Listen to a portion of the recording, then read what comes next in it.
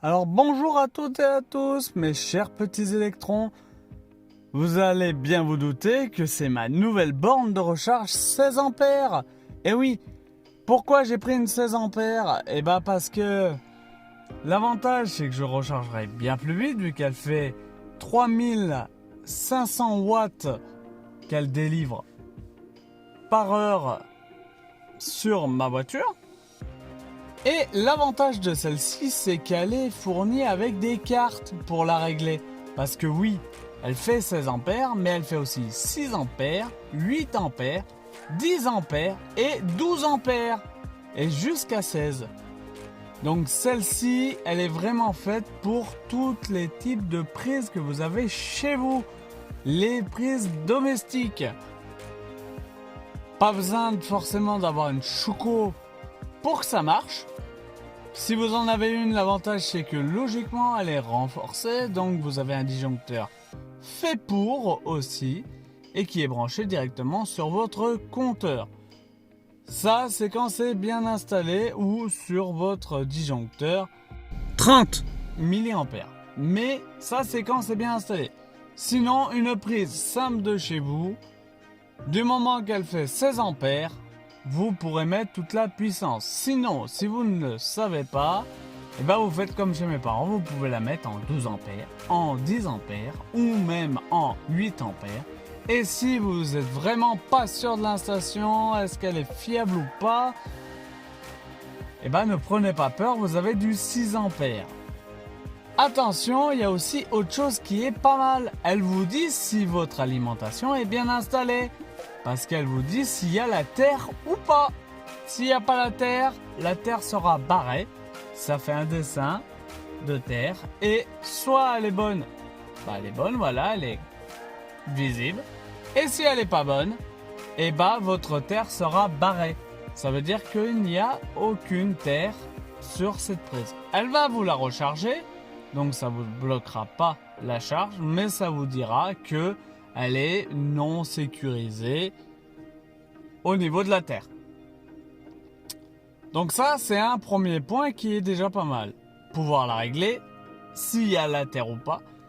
Deuxième point qui est vraiment bien, sur cette fameuse borne, vous pouvez, grâce à la carte, mettre un temps où vous allez démarrer la charge.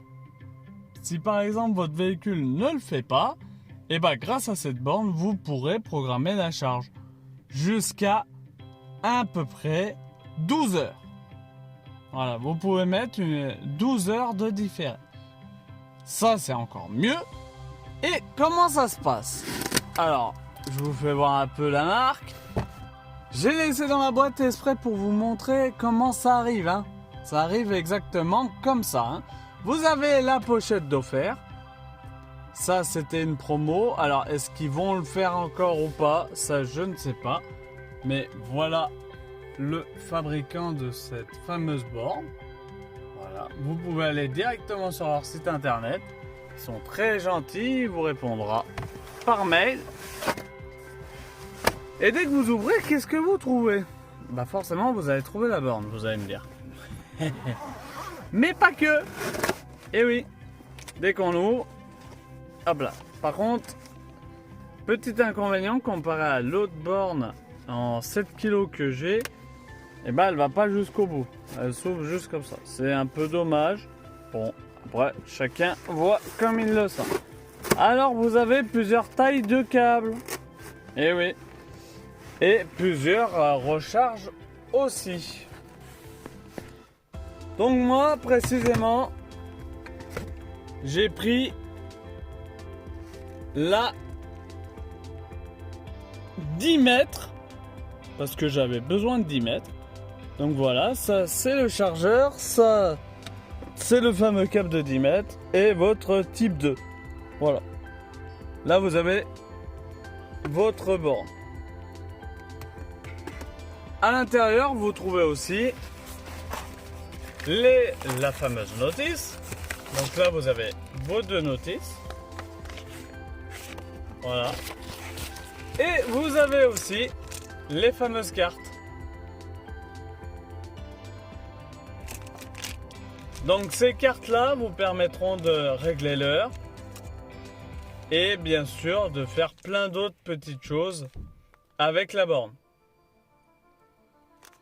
Comme changer les ampères et comme je vous disais, les heures et voir une programmation du temps de recharge.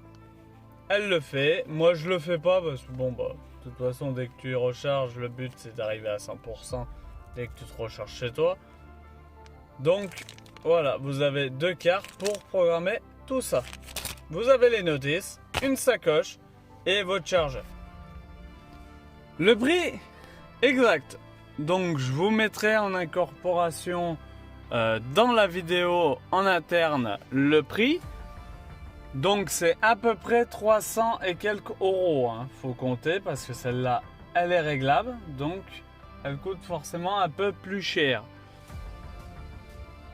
Ne prenez pas peur, c'est pas des millions. Mais celle-là, elle coûtera plus cher qu'une qui ne se programme pas. Et le design aussi est bien pensé. Vous avez les cartes pour changer les ampères et tout ça. Donc forcément, elle coûte plus cher. Après, vous en avez d'autres. Ça sera pas la même chose. Donc voilà. Et moi du coup, je vous dis à très bientôt pour de nouvelles vidéos. N'hésitez pas à vous abonner à la chaîne Je vis en mode électrique, à mettre un gros pouce bleu et surtout à mettre un commentaire si vous en avez.